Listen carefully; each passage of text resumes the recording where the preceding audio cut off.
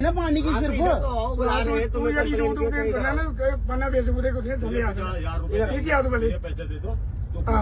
चल चल उठास को ऊपर चलो भाई क्यों जाऊँ यार मैं बाहर। भाई क्यों जाऊँ यार बाहर, ये क्या कर रहे हो भाई। भाई तुम मार क्यों रहे हो यार मुझे। पीछे आना भाई मैंने किया क्या मुझे बताओ ना। मैंने सिर्फ कंप्लेन करी ना आपकी यार, मैंने सिर्फ आपकी कंप्लेन करी ना।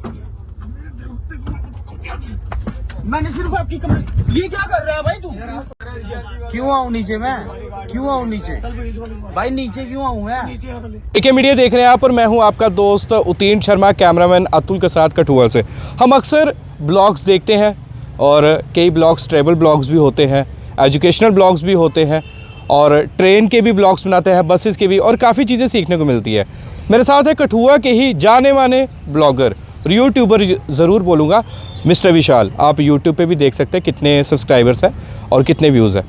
और एक ब्लॉगर के साथ हेमकुंड एक्सप्रेस में जब मारपीट होती है तो खुद सोचिए कि किस तरह की कार्यप्रणाली चल रही है। पूरा मामला क्या है मैं मिस्टर विशाल से पूछूंगा। मिस्टर विशाल, स्वागत है पहले तो जेके मीडिया में। Sir thank you sir. और मैं अपने साथ जो भी इंसिडेंट हुआ मैं आपको वो शेयर करना चाहता हूँ। जैसे कि आपको पता है हम ट्रेन में सफ़र करते हैं, ठीक है। जो भी भ्रष्टाचार होता है ट्रेन में हम उसके अगेंस्ट आवाज़ उठाते हैं, ठीक है। तो हमारा जो टारगेट रहता है वो ये रहता है कि कोई भी बंदा लुटे ना। ये यात्रियों के साथ गलत होता है, यात्रियों को जो मतलब MRP होता है उससे अधिक पैसे लेते हैं। तो वो क्यों लेते हैं, क्योंकि ये एक चक्कर में बहुत ज़्यादा इनका घोटाला चलता है ट्रेन में, ठीक है। तो ऐसा ही मतलब किस्सा मेरे साथ हुआ है। मैं सफ़र कर रहा था ऋषिकेश से कटरा तक, और डेट थी 6 तारीख थी, ठीक है। 6 मई की बात। हाँ, मैं केदारनाथ से आ रहा था और 6 तारीख की बात है कि मैं ट्रेन में बैठता हूँ। मेरी जो टिकट होती है वो AC में होती है, 3rd AC में होती है, कोई जनरल या स्लीपर में नहीं होती है, जहाँ सेफ्टी मतलब कितनी होती है आपको पता है। AC में सेफ्टी कितनी होती है, RPF वगैरह चढ़ी रहती है। बिल्कुल बिल्कुल। तो मैं क्या करता हूँ कि ट्रेन में जैसे ही चढ़ता हूँ तो देखता हूँ वहाँ पे ओवर चार्जिंग हो रही होती है। हर चीज़ में ओवर चार्जिंग हो रही होती है। जैसे कि सबसे पहले पानी लेता हूँ, लोकल पानी जिसकी कोई गारंटी नहीं रहती, कभी पेट ख़राब हो जाता है उससे। लोकल पानी आपको पता है ब्रांड होता है। और रेल में सिर्फ रेल नीर एक पानी होता है, 15 रुपये का आता है, वही होता है। तो ये मुझे लोकल पानी देते हैं 20 रुपये का। उसके बाद मैं इनसे नूडल लेता हूँ जो कि 40 रुपये जिसका ऑफिशियल प्राइस होता है, और ये मुझे 50 रुपये में देते हैं। उसके बाद मैं और भी चीज़ें लेता हूँ, जैसे खाना ये 80 की थाली होती है और 150 में देते हैं, लेकिन लोगों को इसके बारे में नहीं पता होता है, लोग इतने ज़्यादा अवेयर नहीं होते हैं। तो उसके बाद क्या करता हूँ, जैसे ही मैं इनसे लेता हूँ तो मैं इनसे डिमांड करता हूँ बिल की कि हाँ आप सही हो, आप मुझे बिल दे दो, क्योंकि जब तक प्रिंट रेट 40 रुपये और देंगे 50 का, और बोलते हैं जो करना है कर ले। तूने जो करना है उखाड़ना है उखाड़ ले। अच्छा, तो ये वर्ड यूज़ करते हैं। और साथ ही साथ मैंने इनको बोला कि बिल दो, तो इन्होंने बोला कि हम बिल नहीं देंगे, आपको जो करना है कर लो। तो मैंने रेलवे की हेल्पलाइन नंबर 139 पे कॉल की और इनकी कंप्लेन की कि ऐसे ऐसे कर रहे हैं, ये वाकया पूरा बताया उनको। तो उन्होंने बोला कि आपको RPF भेजेंगे। RPF नहीं आई ट्रेन में, किसी ने मुझे अटेंड नहीं किया। उसके बाद फिर उनका कॉल आया तो उन्होंने बोला जो भी आपको चीज़ें दी है उसका मुझे फ़ोटो भेज दो। मैंने उनको फ़ोटो भेज दिया और इनको हो गया फ़ाइन। इनको अच्छा खासा फ़ाइन होगा। तो ये शाम को मेरे को मतलब पास में आए सारे, कोई 10-12 बंदे थे पास में आए, बोलते तूने हमारे साथ सही नहीं किया। मैंने बोला ठीक है भाई मैंने सही नहीं किया, आप गलत कर रहे थे, मैंने आवाज़ उठाई, मेरी यही गलती है कि मैं आपके खिलाफ बोला, आप ओवर चार्जिंग कर रहे थे। उसके बाद ये बोलते चल तुझे पीछे बुला रहे हैं, मतलब गेट के पास चल। इनका प्लान था कि मुझे गेट से नीचे फेंकना है, क्योंकि मेरे साथ ये किस्से होते रहते हैं। अभी कुछ दिन पहले बेगमपुरा में हुआ था। तो जो भी मतलब इनके खिलाफ बोलता है ये उसकी कहानी ख़त्म कर देते हैं। मैं एक यूट्यूबर हूँ तो मैं इसलिए आपको बता रहा हूँ, लेकिन आम लोग इसके बारे में नहीं बता पाते हैं। तो उसके बाद रात को जैसे मैं सो गया 2 बजे, मैं मतलब सो गया था और 1 बज के कुछ मिनट की बात है, मुकेरिया के आगे ट्रेन निकली हुई थी और ये मुझे जगाना इन्होंने शुरू कर दिया। तो बोलते चल भाई आप मेरी वीडियो प्ले कर देना थोड़ी सी जो हुई है। इन्होंने जगाना मुझे शुरू कर दिया कि चलो पीछे आपको कंट्रोल वाले बुला रहे हैं। मैंने बोला मैं अपनी 2 बजे सीट छोड़ के बाहर जाऊँ, कंट्रोल वाले को यही बुला लो, मैं बात करता हूँ। तो बोलते नहीं आपको पीछे बुला रहे हैं चलो। मैंने बोला मैं नहीं जाऊँगा, पीछे जो करना कर लो। तो आ गए भाई सारे, मेरे ऊपर अटैक कर दिया इन्होंने, मेरे को मुक्के वुक्के मारे, देखो मेरे को अभी वो हुआ है। तो मैंने अपनी प्रोटेक्शन के लिए हाथ वूथ हिलाए और मैंने हिडन कैमरा लगा रखा था, ये शुक्र है। तो इनको दिख गया, उन्होंने नीचे फेंक दिया वो भी। तो उसके बाद क्या हुआ कि इन्होंने मेरे ऊपर शरेआम अटैक किया। मैंने हेल्पलाइन पे कॉल की लेकिन मेरी कोई भी वहाँ पे हेल्प नहीं हुई। ये शुक्र है कि मेरा मतलब थोड़ा पोटेंशियल पावर यूज़ करके मैं मतलब इनसे उठा नहीं, ये वरना मुझे गेट से नीचे फेंक देते। 100% अटैम्प्ट टू मर्डर था ये ट्रेन में जो भी हुआ। तो इसके लिए भाई मुझे बहुत मतलब फिर आपने उसके बाद रेल मंत्री जी को ट्वीट भी किया हमने सुना। हाँ मैंने ट्वीट किया, उसके बाद मुझे 139 पे मैंने फिर कंप्लेन की और मुझे बोला कि पठानकोट के आसपास का वाक़या है ये, और मुझे बोला कि आपको अटेंड करेंगे। पठानकोट में अटेंड नहीं किया, कठुआ में मुझे अटेंड किया। अटेंड करने के बाद मुझे RPF ने उतारा और मुझे बोल रहे हैं कि हम FIR आपकी करेंगे, लेकिन मेरी FIR उस दिन नहीं हुई। कल की बात है, मेरी FIR नहीं हुई और मुझे बोलते कि आप ना वो एप्लीकेशन दे दो। भाई सुबह मैं 4 बजे कहाँ से एप्लीकेशन लिख के दूँ इनको, ना दुकानें खुली हैं ना कुछ, मेरे को पेज भेज नहीं दिया। मैं फिर बाहर ढूंढता रहा दुकान पे, मैं कम से कम 6 बजे तक बैठा रहा, फिर मैं घर चला गया। फिर मुझे 10 बजे इनका फ़ोन आता है कि मुझे एप्लीकेशन दे दो, तो मैं एप्लीकेशन भी इनको दे दी, आपको भी दिखा दूँगा एप्लीकेशन। तो एप्लीकेशन इनको दी, तो शाम को इन्होंने बोला कि हम जो भी ट्रेन उधर से आएगी उनको उतार के स्टेटमेंट लेंगे, उसके बाद आपकी कार्रवाई करेंगे। भाई इन्होंने कोई नहीं बुलाया, मुझे गुस्सा चढ़ गया, मैंने ट्वीट कर दिया, मैंने यूट्यूब पर वीडियो डाल दी जो भी मेरे साथ इंसिडेंट हुआ था। उसके बाद दूसरे दिन सुबह क्या होता है कि इनके मुझे फ़ोन पे फ़ोन आने शुरू हो जाते हैं। अब मुझे GRP में बुलाया गया, जो भी आगे की कार्रवाई होगी मैं आपके साथ साझा कर दूंगा। मिस्टर विशाल, जिस तरह से आप सफ़र करते हैं, यूट्यूबर है, ट्रेन के सारे ब्लॉग दिखाते हैं, लोगों को अवेयर करते हैं कि कितना किराया होना चाहिए, कितना समय लगता है ट्रेन को पहुंचने में, उसके साथ साथ आप ये भी बताते हैं कि ज़्यादा पैसे वसूले जा रहे हैं। तो किस तरह से देखते हैं कि बाकी आपके साथ और भी पैसेंजर्स बैठे होते हैं, तो वो क्या एतराज़ करते हैं कि नहीं भाई रहने दो, थोड़ा सा सफ़र सर कुछ लोग होते हैं जो तमाशा देखते हैं और कुछ लोग अच्छे भी होते हैं जो साथ देते हैं। और जो ये इंसिडेंट था ना, ये एक तो रात का 2 बजे का ये इंसिडेंट था जिसमें सारे पैसेंजर सोए हुए थे, कुछ लोग जाके आ रहे थे, लेकिन इनकी जो संख्या थी वो काफ़ी ज़्यादा थी, 15-18 लोग थे।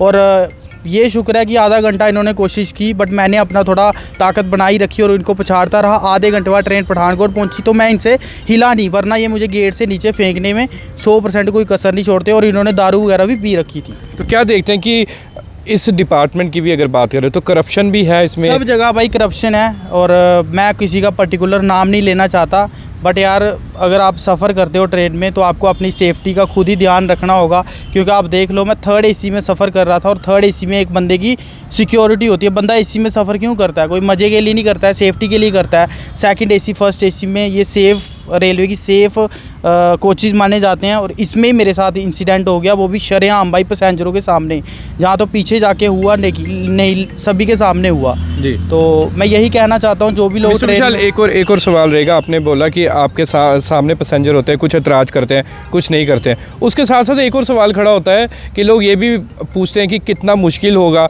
आपके लिए जब इस तरह की इंसिडेंट होते हैं, और अपने आप को अगर जब आपको प्रोटेक्शन नहीं है सामने से, तो खुद अपने आप को प्रोटेक्ट करना, ताकि वो आपको जिस तरह आप पर उन्होंने हमला किया, आप इंजर्ड भी हुए आपने बताया, तो कितना मुश्किल हो गया अब ये सारी चीज़ें। एक तरफ आप एक अच्छा काम कर रहे हैं, लोगों को अवेयर कर रहे हैं, ट्रैवल ब्लॉग्स बना रहे हैं, दूसरी तरफ आपको इन चीज़ों से जो है वो गुजरना पड़ रहा है। भाई पहली बात तो ये मैं काफ़ी ज़्यादा डर गया था, और मुझे तो अब नहीं लगा था कि मेरा फ़ोन फान या कुछ बचेगा, मेरा बैग वगैरह वो नहीं। फिर मैं थोड़ा चिल्लाया, मेरा फ़ोन तो बंद हो गया था लड़ाई में, तो मैं थोड़ा चिल्लाया और मेरा जो फ़ोन नीचे गिरा था मैंने ढूंढा वो, और मेरा बैग भी इन्होंने फाड़ दिया था। बोल रहे हैं कि इसका बैग लेके पीछे जाएंगे, ये अपना बैग लेने के लिए आ जाएगा। तो मैंने तो छोड़ दिया था कि मेरा बैग ले जाएंगे। बैग में मेरा कीमती सामान था, जैसे मेरा Insta360 था जो कि आपको पता है 50-60 हज़ार का आता है, और भी मेरा बहुत सारा कीमती सामान था, पर्सनल सामान था, ट्राईपोड वगैरह जो भी मतलब मेरा एसेसरीज होती है वो थी।